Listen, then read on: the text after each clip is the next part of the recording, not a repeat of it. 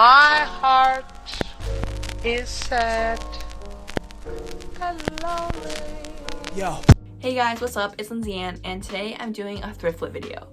So basically what happened is that I was helping my mom clean out her closet, and I saw that my dad had so many pairs of like old vintage jeans, and these jeans are like Versace, Lee's, Levi's, and I was like, this is so good, but they were obviously way too big for me, so I want to resize them because these jeans are like literally the jeans that you find in like LA vintage shops for over $200. So just a disclaimer, I am by no means anywhere near a professional. Like, I literally just took one class in high school called like Intro to Design or something, and that's where I just learned how to use this baby over here, sewing machine. But honestly, I have a love-hate relationship with my sewing machine.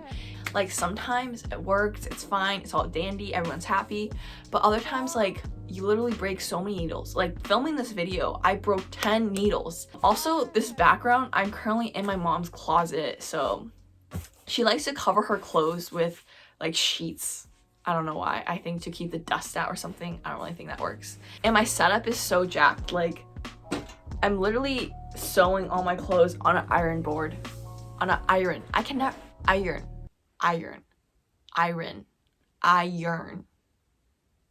But yeah, enough of me blabbering, so let's just get on to this video. So these are the first pair of jeans that we had to work with, and I really like the wash of these. I'm a sucker for light wash denim, but they were really baggy and obviously really big. There were also a couple holes. There was a rip on the butt and a rip on the knees, but I decided to just use that to my advantage and create like a baggy look. So these are my inspiration pictures. There was already a rip on the knee, so I thought that was perfect for them. So the first step that you have to do is take the measurements. So I measured the waist, the length, and also the inseam of the pants. The length turned out to be perfect, and so I didn't have to alter anything down there, but I definitely did have taken the waist. So the waist of the pants were 14 3/4 of an inch, and I wanted them to be 12 1/4 inch. So I needed to get rid of 2.5 inches. So what I decided to do was to take an inch off of both sides and take a 1/2 inch dart on the back. So after I had all the measurements figured out, I began to mark my jeans with just a regular marker, and I made sure to mark where the jeans are actually like touch and not the thingy that sticks out in the jeans, like the inseam, so you actually know that you're getting like 1 inch off the actual jeans. And then I just used a ruler to connect all the dots. And then I used pins to make sure the fabric didn't move when I was putting it in the sewing machine, and you can just find these pins at like any craft store like Joann's or something. So now your jeans are ready to be sewn together, so you can just put the fabric through the sewing machine, and make sure to use the hand crank when you're going over the thick edges. I've broken so many needles because I just decided to just chug through, but honestly, you really should use a hand crank. It gives you a lot more flexibility, and it's less likely that you'll break your needles.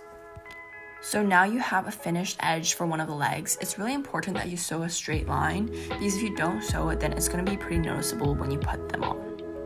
So after you've finished sewing one leg, you can move on to the other one and just repeat the same process where you mark, pin, and then sew again. This process is pretty tedious, but you really should make sure that you're paying attention to the little details, because if you don't and just like draw whatever lines, it usually doesn't work out in the end. Trust me, I've had so much experience with this where I just try to do it without measuring anything. It never turns out well. So now I have the 2 edges finished for both legs, and they look pretty good, but they're still kind of loose on the waist. So this is where the butt dart comes in. So a dart is basically like a triangle. Instead of sewing straight across like you did for the edges, now you're gonna be sewing in like a triangle. So I first made sure to remove the tag with just a seam ripper because I knew it was just gonna get sucked into the dart anyway. And then I flipped the jeans on its side. It's really important that you make sure that like the hard edge is standing up and not like on the ground or facing in the air, because if you do, then your butt is going to be asymmetrical, and that's just not cute. So I repeated the process again with like marking the jeans 1/2 inch and then pinning it down. And the crotch area is where it gets kind of tricky here. You just have to smooth out the fabric and just pin it down. And then I just put it under the sewing machine again and ran it through, and this part was pretty tricky because there was a lot of thick edges to go through. I don't know, I think all I can just tell you is just use a hand crank and just go slowly. So this is how the jeans look after all of the sewing.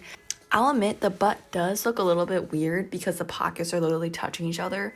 I probably should have taken off some more from the edges instead of the butt dart, but you know what? It's okay. We'll work with what we got. The last thing that I wanted to do to these pants was to distress it because there was already a hole in the knee, but it was pretty small, and so it looked kind of just accidental, if that makes sense. I wanted to make it look like it was supposed to be there, so I took a pair of scissors and cut 2 slits next to where the original hole was and just used tweezers and started pulling it out. Also, it literally looks like that I'm stabbing myself right now, but I wanted to wear the jeans when I cut it so I could actually make sure that the placement of the hole was correct. So now this is the final product.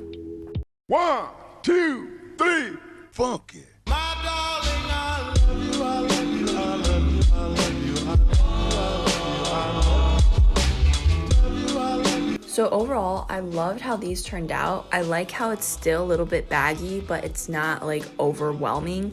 And also, it still kept its shape, but it definitely fits a lot better now. So for the next pair of jeans, I wanted to do like kind of the same style, but just a lot tighter, because for the previous pair of jeans, I did a more baggy feel. I want this one to be like your classic mom jean look from the 90s. And here are my inspo pictures. You can see like there's just like a very nice straight fit. I first just took all the measurements like I did again. I'm basically just repeating the same process over again, except I'm just making the markings tighter. Like last time I did 1 inch markings, but now I'm doing a 1 1/4 inch from both sides. So I just repeat the whole process over again. I mark, I pin, and then I sew it again.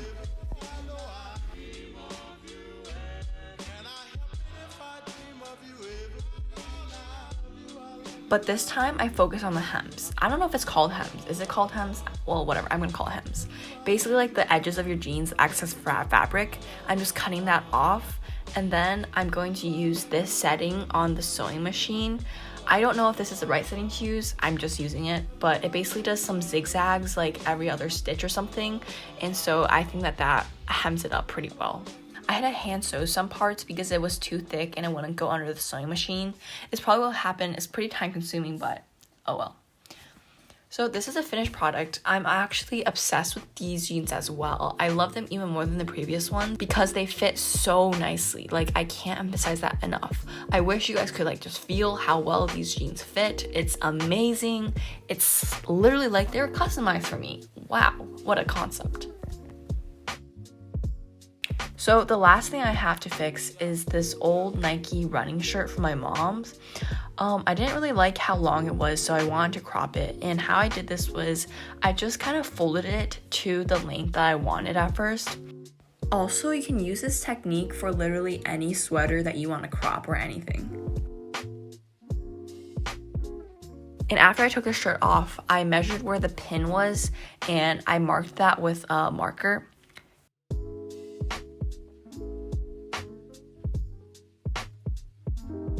After I marked that, I made sure to also mark the edges of the shirt so it was going to be an even line. So after I do the markings on the shirt, I made sure to pin all the places that I marked, so just the 3 pins, 1 in the middle and 2 on the sides. After everything is pinned in place, I began to sew it, and so I sewed it below where the actual hem was of the original shirt, so this way you can keep the original hem and you don't have to make like a whole new one, and it looks a lot better. So this is what it looks like right now. It's obviously super loose, so that's why you're gonna need an elastic. I just bought this from Joann's. It's really cheap. You can buy them virtually anywhere now. So I just measured out how long I wanted it, which is about like my waist size, and then I actually cut it like a little bit longer, and I'm really glad I did because it was kind of perfect. So I would say like measure out your waist size and then add like a couple inches.